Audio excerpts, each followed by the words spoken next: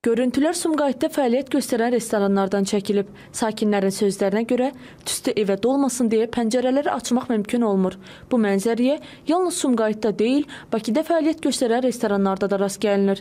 Təhlükəsizlik eksperti Orxan Musayev deyir ki, hər müəssisənin öz ekoloji pasportu olmalıdır. Restoran, Şadlıq Sarayı və bu tip ictimai yaşayış obyektlərindən havaya atılan tüstülər mütləq təmizlənməlidir.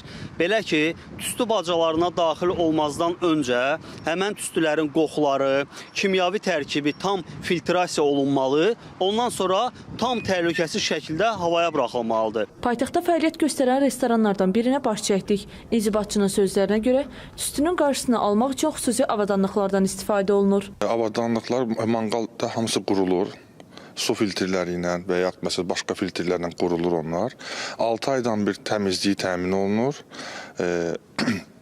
və onlar tüstünün qarşısını alırlar. Ekologiya və Təbii Sərvətlər Nazirliyindən isə məlumat verildi ki, yaxın günlərdə ölkə ərazisində fəaliyyət göstərən şadlıq sarayları və ictimai yaşayış obyektlərindən havaya atılan tullantıların ekoloji normativlərə uyğunluğunu müəyyən etmək üçün növbəti monitorinqlərə başlanılacaq.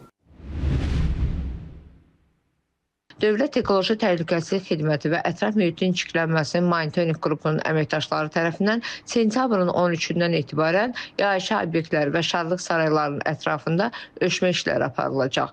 Monitorinqlər zamanı havaya normadan artıq tullantı atan obyektlər müəyyən edilərək onlar barəsində qanuna müvafiq tədbirlər görüləcək.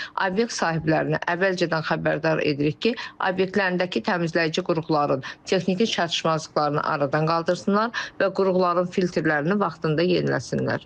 Ekspertlər hesab edir ki, məsələni köklü həll etmək üçün nəzarət gücləndirilməli və cərimələr sərtləşdirilməlidir.